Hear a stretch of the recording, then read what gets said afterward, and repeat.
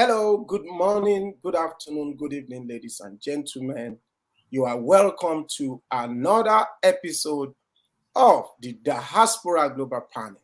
With me, I have Anthony Eze from the United States and Jude Unwa Okolo from Dublin, Ireland. I am Olakunle Lemboye, reaching you from Canada.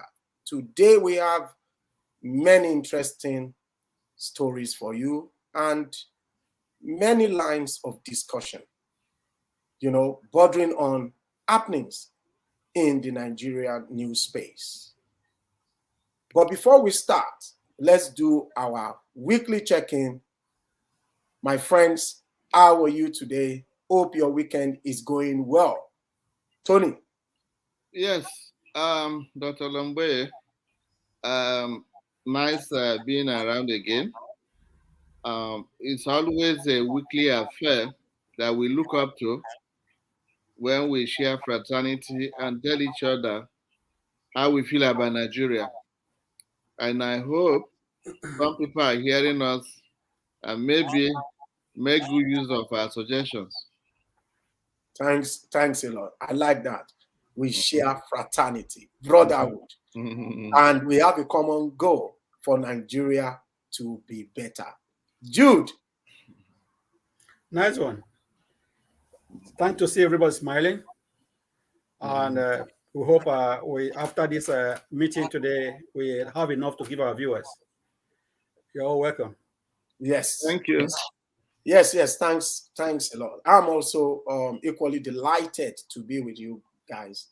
I'm really happy. And like I said last week, I always look forward to this Saturday fraternity with my brothers. So let's just dive in straight into today's topic. The major one is about this story that broke on the internet.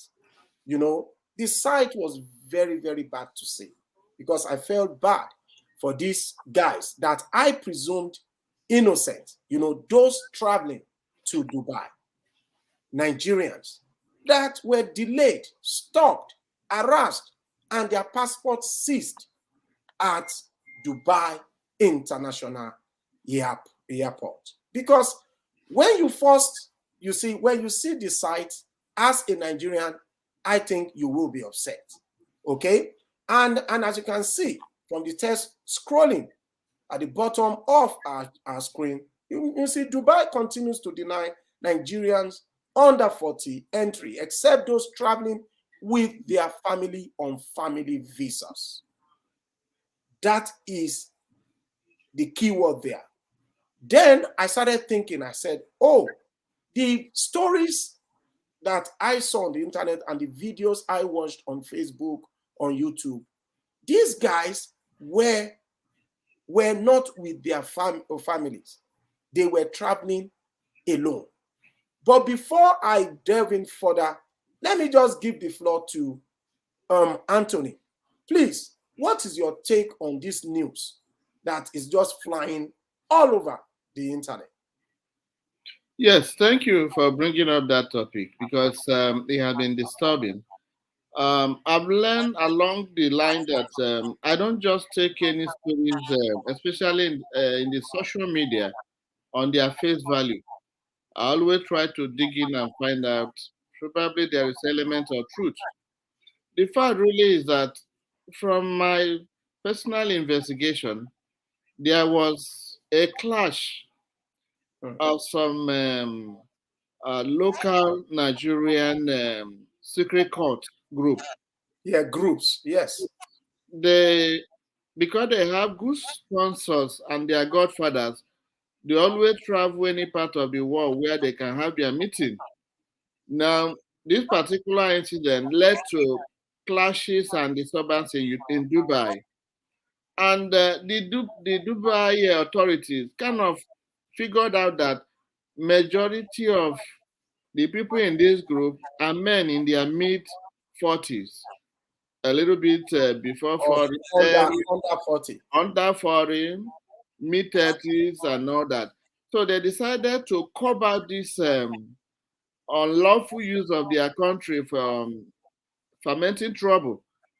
Therefore, they felt that the only way to cut short this mass exodus to come and cause trouble is to deny this group visas. It's not really meant for every Nigerian. And to make sure that innocent Nigerians are not affected, they allowed families. If you have a family and you go to Dubai, they're not going to deny you. You will have your visa and it will be honored. But what they now decide that in every situation, smart people always find a way of circumventing the law. So some Nigerians, they obey the rule on face value, go get a visa that incorporates family members. It's like family group visas. But on arrival in Dubai, they only come alone. So it's like they are kind of creating loopholes. You want family visa, we give you, but on arrival, we come alone. That's how the trouble started. So by and large, this thing is not a general thing affecting all Nigerians, but it's just a shortcut, a mechanism to minimize people who have no business coming to Dubai other than to come and make trouble.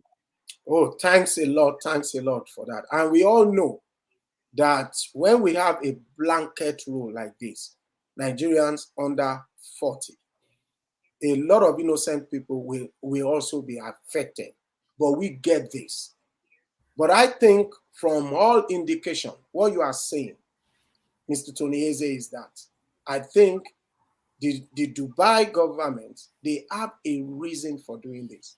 It's not that they just woke up one day to say, oh, Nigerians don't come to our country. They have a reason for that. Jude, I'll come back to you. But let me just buttress what Tony said. Because I am reading from the Daily Post, Nigeria, that the UAE government has now introduced a new visa regime and has stopped issuing tourist visas to persons under the age of 40 years, except for those applying for family visas. And that was exactly what Mr. Tony said.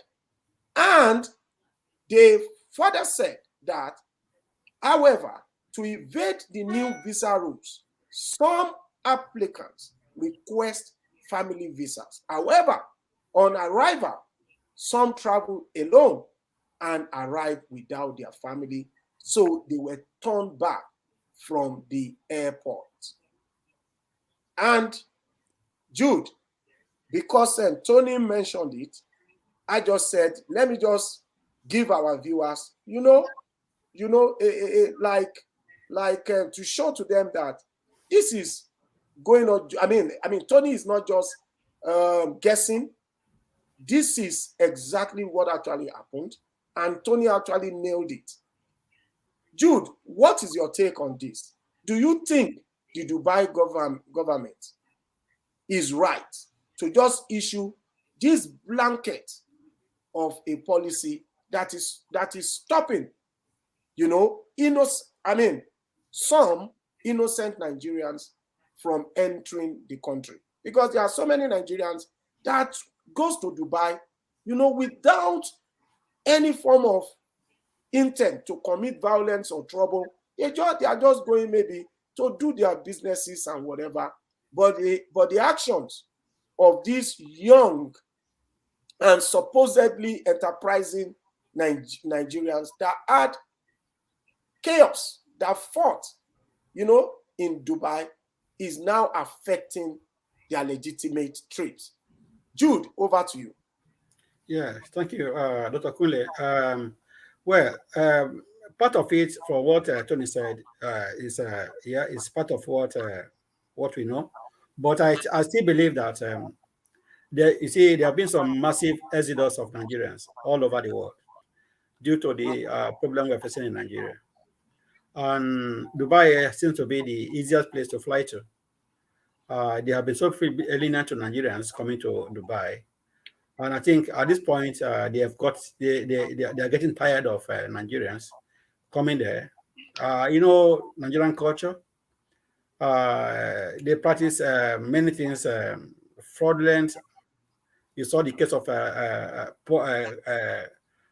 Posh Daddy, and last year. Mm-hmm. And some of those things have been like they open the door for Nigeria to fly in and fly out. Yeah. And they are looking at it, and they have to give us an excuse. This is one of the excuses, like Tony said. But if you look behind it, I think the exodus of the young Nigerians coming to Dubai, being the only place they can easily fly to once they have money, is becoming too alarming for the government. Behaviors of Nigerians when they get there, what they practice, how they go into businesses, illegal ones, and all combined together has made them to make it this way. If you are coming to Dubai, maybe that you're coming with your family for a holiday, but if you're coming for a single, they suspect you. Either you are coming for some businesses or some activities, and they are tired of it. The country they don't have to leave their doors open like that again. They have to tighten up. And this is one of the ways to tighten up the country. That's what a normal country should do.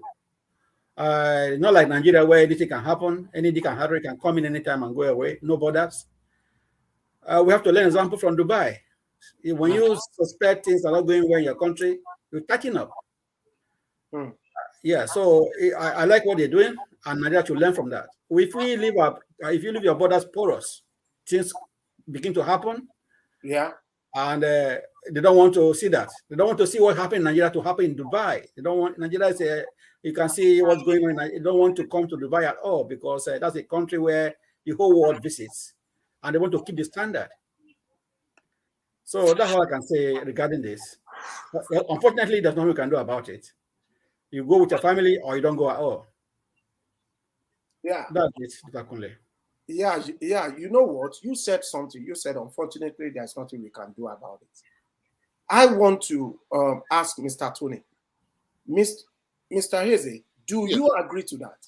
That unfortunately, there is nothing we can do about that. And I must say that it seems that Abike Dabiri, the CEO of the Nigerians in Diaspora Commission, NIDCOM, is kind of agreeing with the decision of the Dubai government. I'm not saying what they have done is wrong.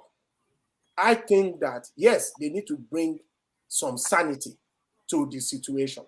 If we are going to be having people from Nigeria, the young ones, coming to foment trouble, let us try to nip it in the bud. Tony, over to you. What is your take?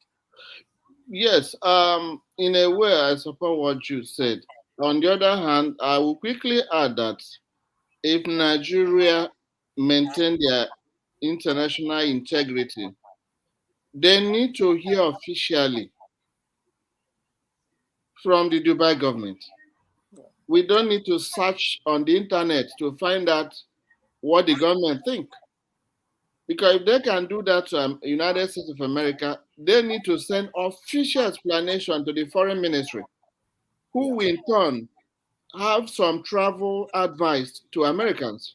Yes. But because Nigeria don't take international issues serious, because oftentimes the powers that be have enough money to even not only flying their family to Dubai, they can even have the money to fly the whole village or the whole town to Dubai. So they are not worried. It's the middle level Nigerians and others struggling to survive that are suffering. But at the same time, there should be official intergovernment communication. I understand that Abike Dabire, I don't know whether it's a representative of Nigerian government or it's have a private enterprise. I think is a representative, is a government-sponsored agency. Okay, so all things being equal, we expect that of government of Dubai, if they have not done so, there should be official communication to the country. It's a mark of respect and honor because they have bilateral maybe trade agreements and other relationship. If anything is going wrong, you need to inform the government. It is not the citizens who are going to start scratching their head to find out what is true and what is false. The government of Nigeria should have received authoritative instruction that they will lay very clean to their citizens what you need to do if you still want to travel to Dubai. And I think Jude and Tony, you guys actually nailed it. And do you know why I said that? From what Tony said now, that the government of Nigeria should have issued multiple, travel advice for our citizens to know. Listen, you cannot travel. You cannot travel as a single if you are under 40. And this begs the question, those people that traveled under 40, that traveled to Dubai, how did they go through the customs? How did they go through the immigration? I would have expected that the immigration guys would have said, oh, based on the travel advice, I think this is the most likely incident that will happen to you. You will likely to be returned back to Nigeria. So why did they allow them to travel? So I would say that is okay. Let me just hear your views. No, I want. You see, it just fall into what I've said. Yes, it's either two things has happened. One, it's either Nigerian government did not receive official explanation. Two, in the Nigerian case, most of immigration people oftentimes don't get involved about your welfare where you are going. It's actually what you can give them. And even Nigerian being so aggressive about leaving the country, they will see the immigration officers' intervention as blocking them unnecessarily. This is the country we all belong to. And once your mind is set on traveling outside the country, some of them go to the extent to even bribe their way or lobby, even when they know they're going to meet trouble. They just want to travel. So, but it begs the question, did the Dubai government. The Dubai government, did they inform Nigerian government officially? If they did, who sat on the explanation and did not allow the immigration people to implement it? To implement it, maybe to even advise travelers on their way to say, listen, I know that you have your visa, you have your tickets legitimate, but based on this travel advisory that we have from the Dubai government, the likelihood of you being refused entry and sent back to Nigeria is high. And as a result, we would deny you. We would deny you your opportunity to fly. Or they might say, we want to advise you not to fly. So let's just give Jude. Jude, do you want to wrap this section up? And it borders on the Dubai government that is deporting and refusing entry to Nigerians under 40 that are traveling alone. Dr. Kunle, all this reflects Nigerian, how Nigeria is being operating, how government of Nigeria works. If everything is in order, like every other government, there should be information dissemination. Citizens should know what is happening in every part of the world. And for instance, there's a flood in Pakistan. I wonder if Nigerians know about it. I'm sure they did. A lot of Nigerians. Yeah, but these are about it. Some, but okay. I got what you are trying to say. You are trying to say that maybe we can even do a test. Our viewers, can you go on the Nigerian website? You see the Immigration and Customs or the Foreign Affairs Ministry or the Embassy of Nigeria in Pakistan, whether there is a travel advice, intimating people. No, our viewers can do it. This is a good line of thought. Jude, continue. No, my point is, thank you so much for that. And my point as well is that Nigeria, there are so many Nigerians living in Pakistan. We don't know if some of our brothers and sisters are trapped in that flood. there should be information in Nigeria to citizens of Nigerians, letting them know what happens around the world. So it's about Nigeria. When Dubai is working, we are saying they are doing this. They are not doing that because they are working for the country. They want their country to improve. Are we taking our country seriously? Are we sharing information? Are we letting our citizens know, are we letting our citizens know that they are Nigerians, putting them first before any other thing? If you have ministry of information that's not giving out information to citizens, and such a thing happen, and no one to query it, it's alarming. I mean, Nigeria have the right, and every Nigeria have the right of information from the government. They pay them for that. But the citizens are taking out, anyhow. Everybody, things are not working well, and as such, it reflects around the country. And whatever happens to individuals. Somebody can fly there, come back without knowing. It's not good. So it's reflecting the pattern Nigeria government is going, and it's time for us to start correcting it and start taking our citizens seriously. Because if you take our citizens seriously, your citizens should be proud to say they are Nigerians. I mean, if you live here, and I know that when I go out here and I know that I have a country, I will always stick to that country. Nigerian citizens should let Nigeria to be able to be part of Nigeria, but for them to be part of Nigeria have to do their work. Government have to do their work, letting people know here, this part of the world is not safe. Something's happening here. Don't go there. Here, there. I know it's supposed to be information all around. There are ministries for that. They are being paid for that. But because we are not working well, Nigeria is not that kind of country that's vibrant. Every country in the world neglect us. They can do anything they like to us, and they don't care because they know that even if they do it, Nigeria will not respond. Yeah. That's the point. Yeah, let me just break this. I quickly went to the official webpage of the Nigerian embassy in Pakistan, Islamabad. I could see that the High Commissioner is Ambassador Mohammed Bello Abioye. I checked the website, nothing. No travel advisory about the flood happening in Pakistan. So for me, the embassy officials are free. They are free to contact us if they want to dispute what we have just said on Diaspora Global Panel. But there is no travel advisory warning Nigerians, about the flood happening in Pakistan. And I must say, we could check that of the Embassy of Nigeria in Dubai as well, whether in United Arab Emirates, whether there is an advice for Nigerians open to be in that country. So let's just leave it at that.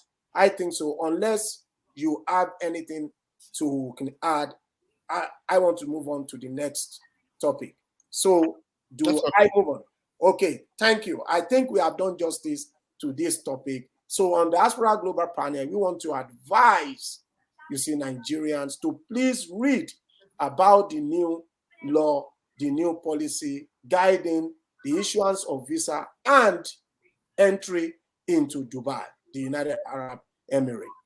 Now let's go to a story we have spoken about the Nigerian politics, about Wike, the PDP, and it took a new dimension because now we realize that Wike is directly attacking and finger pointing the chairman of the PDP. Wike slammed PDP chairman, Senator Ayu, for his arrogance and ingratitude. I don't want to go into too much details. Please, Tony, can you take it on, or do you want Jude to start? No, it's okay. It's okay. You see, we've been discussing about Wike for so many episodes that it's just like what you call follow up. Yes. And events that are turning on kind of verify what we have been saying about Nigerian politics. It's becoming ugly. Yes, not only ugly, everything about Nigeria is like playing draft. and then balancing equation for those who did so many courses. They are balancing equation. It's like you give me, next time I give to you. That's exactly what our brother Tinubu told us. Yeah. Okay. It's my turn now. This Yes. is exactly what is going towards Wike now. During the chairmanship election of the PDP, they played a lot of draft, okay? And then promises were made.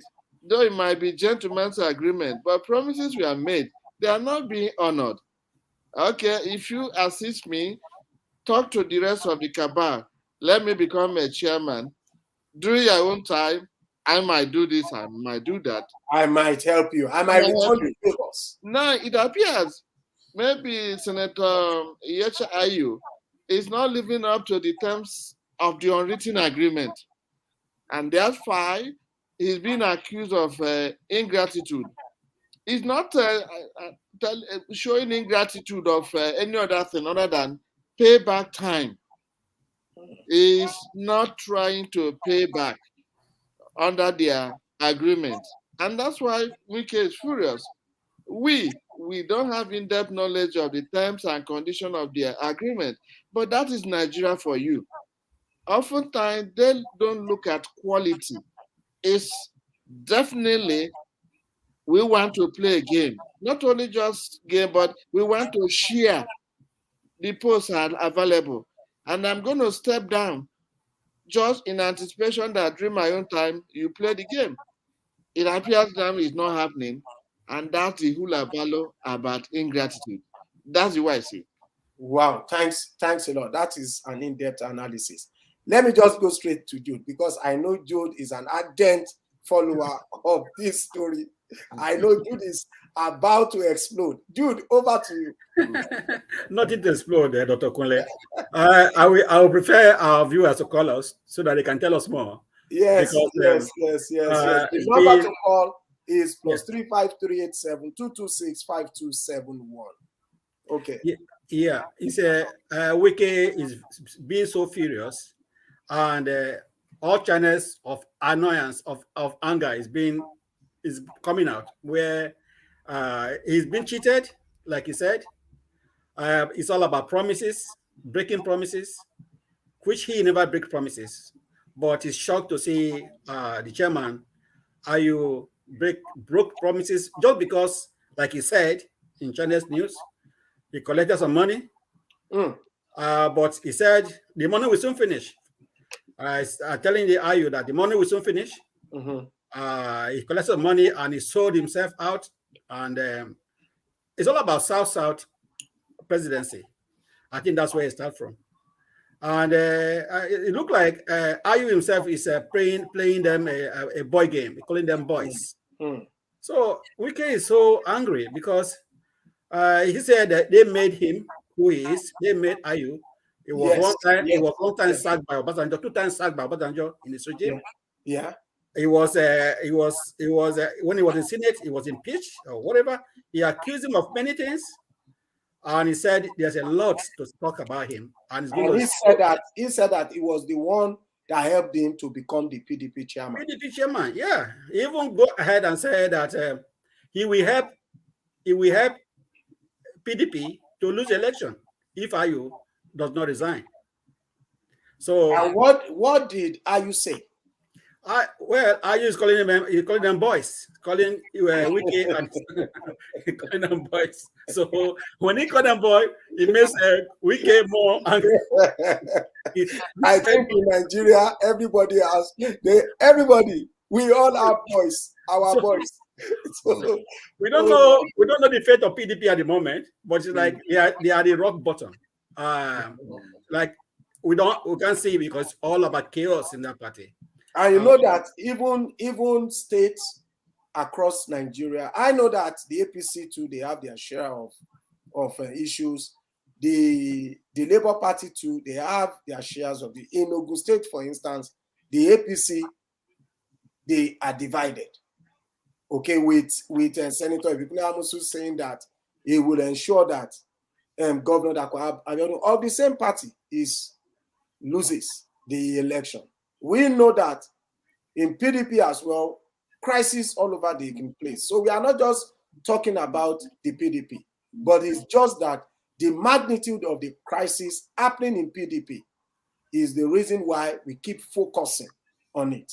And in Ogun State, there are factions as well. And I know that, I don't know if you guys read about what is happening in the Labour Party, that there are issues and that Peter Obi could lose his candidacy. Did you read it? No, I haven't heard about it. To be honest, I heard about it today. So, but I didn't really, because the news was just a little bit shaky. It wasn't really clear cut. So I wasn't sure whether this guy was just guessing. Probably we get a PWB supporter to give us a call. To give us whatever. This is the point. All I'm just trying to say is that there are crises in all parties. Okay. In all parties. Even Tinubu is facing it in APC. So because it's for our viewers to just know that we are not just zeroing in on APC, because they might say, why are you always talking about the PDP? What is your issue with Wike? No. We don't have any personal grudge or whatever. It's just that the magnitude is fascinating. The story is fascinating when the chairman of the party calls him a sitting governor, boys. So, Tony, I know that you want to say something. The thing is, it's not that I don't take these politicians serious, but what usually makes all this aggression unimpressive to me is that these people are not fighting. They are just playing games. No. They are not playing game. All this thing is about political votes or political position. Nobody is crying out that, oh, you have been in office, you have not taken care of the people, or the water is not running, or these are not in the agenda. All they're after is that, how do I get this position? How do you go that position? When there is agreement breakdown, that is when you see crisis. So a typical average Nigeria is not worried about all this quarrel because it doesn't concern them. You know, we said in our last episode that politics is a profession. And being a profession, they have to do what they have to do to keep food on the table. This fight is about money. This fight is about position. It's about ego. There are very, very, very few ones who fight for policies, good policies. But almost 80%, if you go and have a good investigation or survey, you find out they are just fighting about position. So why should Nigerians worry about them? Nigerians should rather worry to make sure they vote and defend their vote, so that these people that usually take them for a ride, because like you are fighting and you're not telling those voters what you are fighting for. You are fighting. Okay, look at Wike's case. He's coming out clean to say the money somebody collected that will soon finish. Now, in a civilized society, he cannot even say that because immediately it will trigger a probe. Thank you. Trigger a probe. Exactly. You are just confirming that you and your group have committed bribery and corruption. In a civilized country, you need to be arrested. Prove your case. So people should not worry. We should concentrate on not selling our votes. Thank you. If you have not gotten your PVC, get it ready during the election. Right now, we don't have the police to guide anybody, to guide the police centers. The army, we are not sure.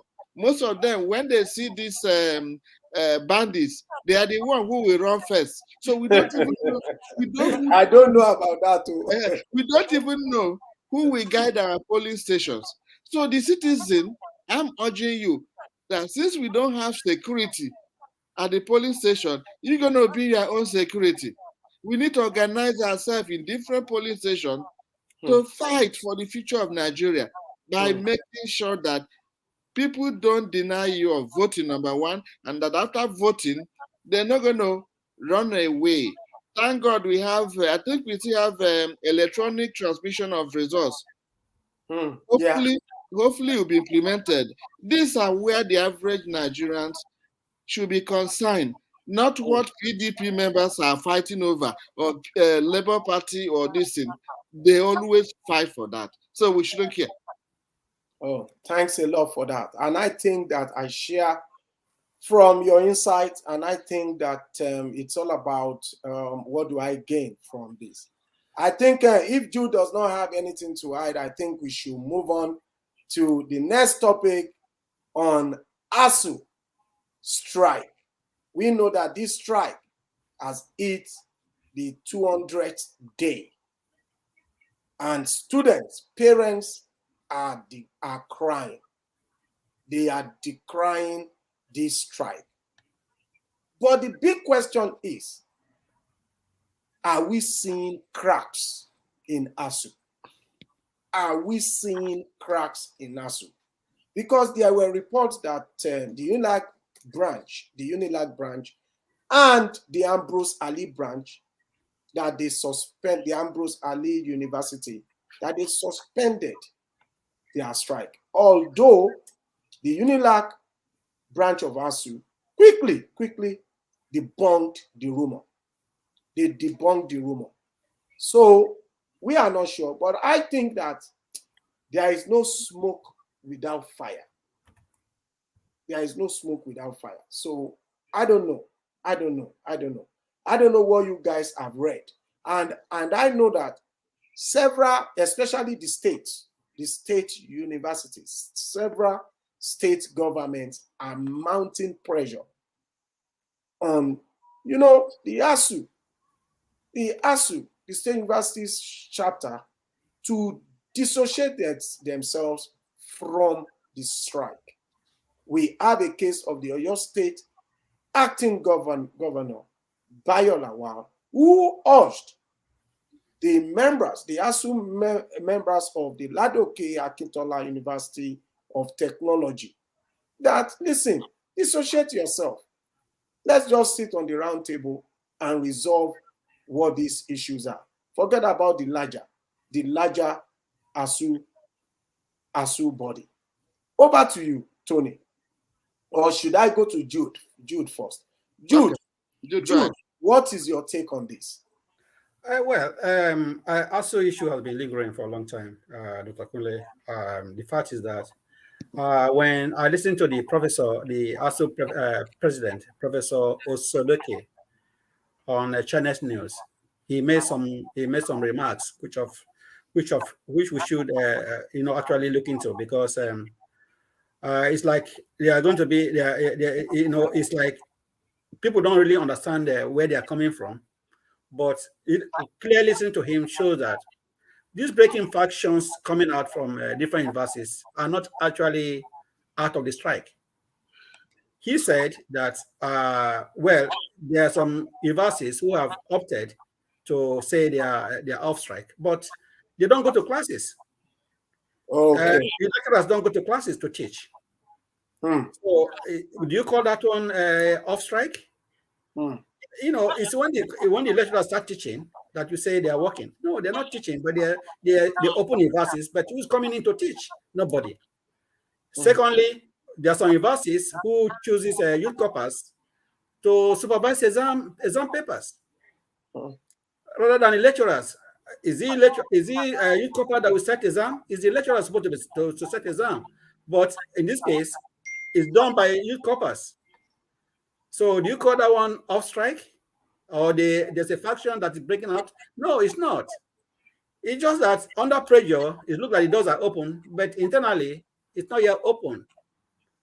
Few of them that are working are not members of ASUU. There are some universities that are not actually members of ASUU. They are not officially ASUU certified. So they are not included in ASUU. So if they are working on their own, it's on their own.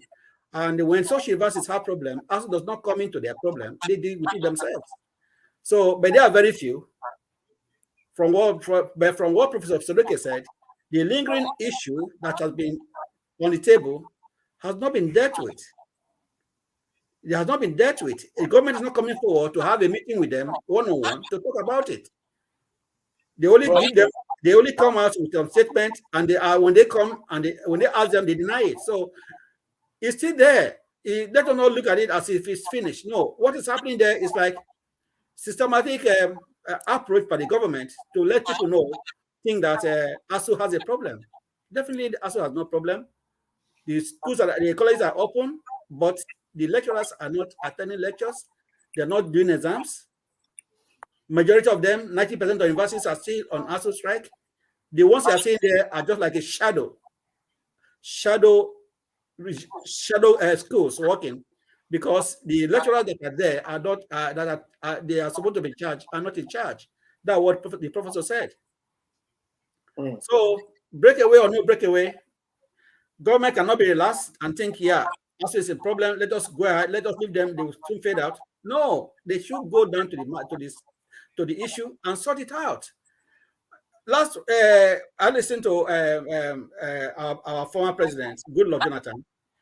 In his time, there were 4 months strike, ASUU strike, but it only became too much. He said he called a meeting with his ministers and other stakeholders, and he was in a meeting with them. Overnight, they did not sleep. None of them slept throughout the night until they got to resolve early 5 a.m. in the morning. I think that's what this government should do. He got it when he was there that same night. It was resolved, and they went back to classes. 4 months in this time. Now we're going to 6 months on this issue. No, yes, and we're approaching next election. Are we going to carry forward after the election? We don't know. This is what we're talking about. Nigeria has to step up.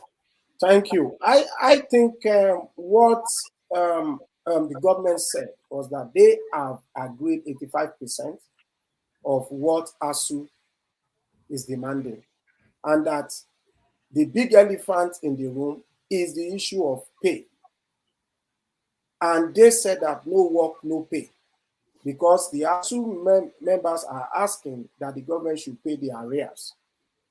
And the government said, listen, you did not work. You were on strike. We can't pay it. And you know what? The government does not even have the money to fulfill this financial obligation. And let us even talk about one of the genesis of this problem. We know that it's about the way their payment is being done, the system that they are using, that the ASUU people are claiming that it is indiscriminately deducting their money, at source. And I spoke to one of my friends that is a professor in the university. She said that, you know what, Kunle, my salary is about 300 and something. But then with the system they have introduced, which is the IPPIS and the University Peculiar Personnel and Payroll System, which is the U3PS, that a salary comes to 200,000. Over 100 and something would have been taken from their money. And the lady was now calling my attention to what happened to the pension fund, because most of this money, they say is pension, is this, that the government is taking at source. And the lady said that what happened to the pension fund? Did one man not embezzle everything? That they should pay them their money instead of all this system. Over to you, Tony. Sorry, 1 second. 1 second, Dr. Tony. Let me answer, just give a clue to what Dr. Kule said regarding what the government said. When I listened to the Professor Osadeke, the ASUU president, what he said about the payment, that no work, no pay, he said that oftentimes, since they have been on strike, anytime they're on strike, if they are 6 months strike, when they resume work, it's counted as part. They don't go back to holiday anymore. They cover it up with the strike. They cover the time they have taken on strike. They've taken it as their holiday.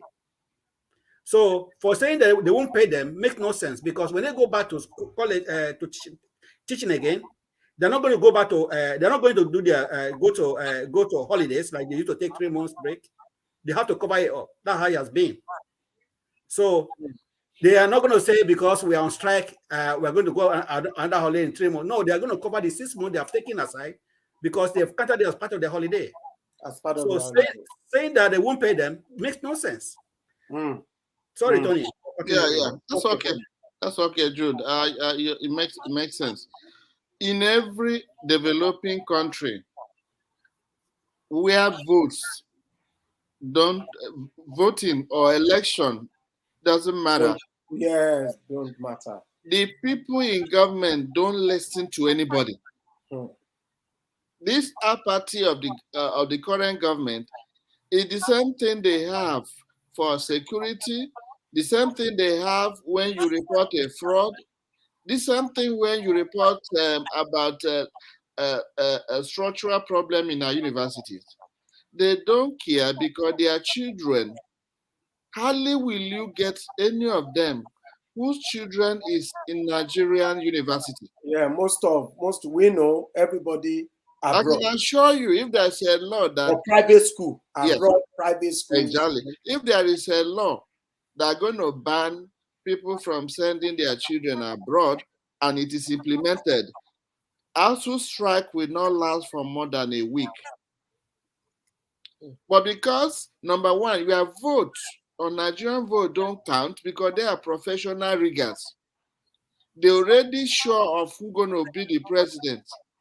They're already sure who will occupy certain posts. So the noise you are making as a voter, as a Nigerian, doesn't sink. Because who the hell are you? Are you going to stop us from what we want to do? So this is a problem we are having. Now, ASUU per se, if you listen to ASUU, for most of us who studied in Nigerian University, I had the opportunity of being at the University of Nigeria, Enugu campus. And I know whenever there is a strike and government cannot win, they always go underground to entice labor unions of the ASUU with a lot of gift that will create crack. Now, from all we are saying presently, it's still mere allegation because they are saying there is a crack. But some of the labor unions leaders in some of the schools are currently debunking it. Yes, in case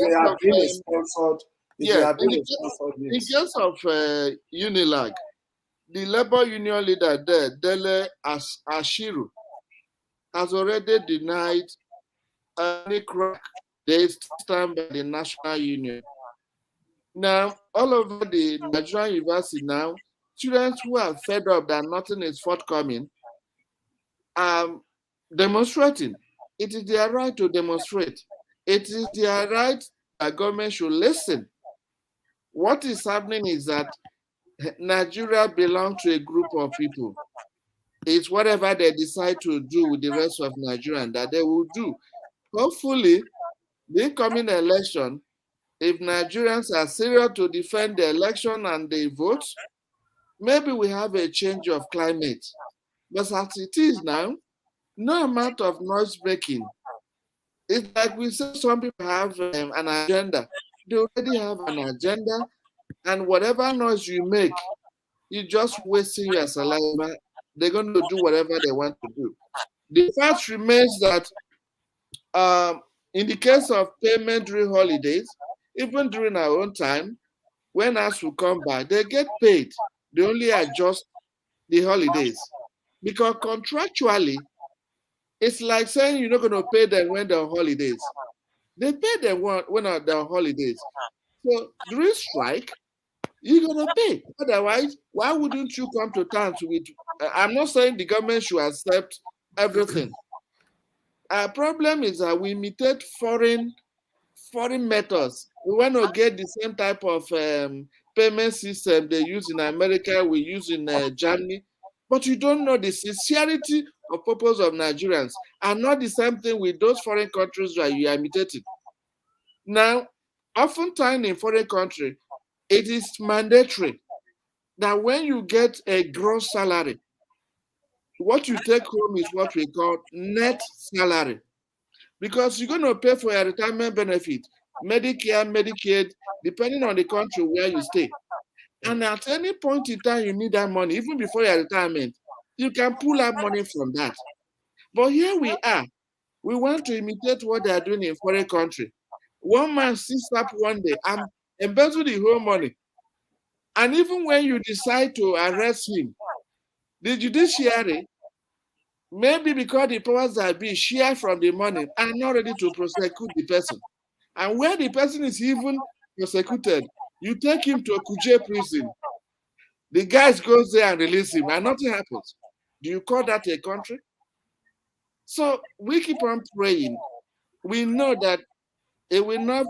Nigeria will change one day. Amen. Other countries we are imitating. It took America more than 200 years to be where they are now. So Nigerians, especially the government, should quit comparing this country with our system. We still have a long way to go, and we know we will get there. It's just to make sure that Nigerian people stand, use their vote very well, and fight. So these people you see in government, they're equally cowards. The moment the masses start standing up, things will change. It happened in Edo State. It happened in Anambra State election. It happened somewhere in the Southwest. So Nigerians, sit up or keep on looking, and then they will be dealing with us. Thanks a lot, Tony. There are a lot in there. Yes. I think I share your sentiments, and I kind of understand why this is a sensitive issue and why you are very passionate about it. Because we have brothers, we have sisters, we have children, we have cousins schooling in Nigeria, and we know what this strike is doing to their future. On the Diaspora Global Panel, we just want to say to the government and ASUU, please sit down on the right round table and resolve this issue. We are not saying the government is wrong, and we are not saying ASUU is wrong. We believe that the ASUU and the government are both right in their position. But we just want to say, in the interest of these children, we are pleading with you to please sit on the round table and compromise and let our children go back to school. At this junction, I would like to say that we have come to the end of today's episode. We know that the text is scrolling at the bottom about, the Lagos State Parks and Garage Management, headed by MC Oluomo Musiliu Akinsoya, unveiled a new uniform for its members. And I must say, the uniform is beautiful. I love the presentation.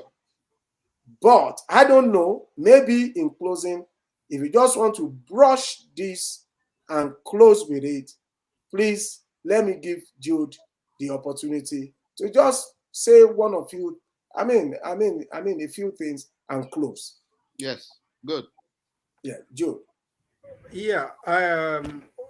Is it regarding the yeah, if you don't have anything to say about it, just give us your closing remarks. Yeah, well, because of time, I'd just like to close because we can see we have dealt with some many issues there that we can take on. My advice for Nigerian students is this: they should not work with the government to fight the lecturers, the teachers, the lecturers, because what is going on is that the nuns are like pressuring the ASUU to resume to start teaching. I wonder how they will teach you if they're not happy. It's going to be a broken system. It's not going to be working well. If they don't concretely resolve it, they will go back again to strike. So it's better they support the lecturers, so that when they come back to class, they're able to settle down and give you a sound education, rather than colliding with the government to pressurize the lecturers to go back to school, to college. And that's why we are seeing all these fractions breaking out. You see, it's not good. I don't think it's a nice idea. And I think they should listen to us here and make sure that they assist the lecturers, the ASUU, pressurizing the government to give them what they want so that they will have sound education. That's what I think regarding Okay. that. Yeah. Thanks a lot. Tony, in closing. Okay. The federal government and ASUU, please let there be a compromise. In any battle, you cannot win all the time, but with good understanding, we can bring the students back to the class. Thank you. Thank you, Tony. In any battle, of course, there must be winners and there must be losers. And as Jude said, Nigerian students, NANS, please be neutral. Do not connive with any party to fight another party. The ultimate goal is for you to be back to school. Thank you, ladies and gentlemen, for joining us on today's episode of the Diaspora Global Panel. I want to say a big thank you to Anthony Eze from the United States and Jude Nwa Okolo for staying up late at night to be on this program today. Thank you. We want to ask our viewers to please give us a like and subscribe to our channel. We promise you that we will be addressing issues bothering our lives in Nigeria. Thank you. And we promise you unbiased analysis of these issues that we'll be addressing on Diaspora Global Panel. Thank you, and we'll see you again next week.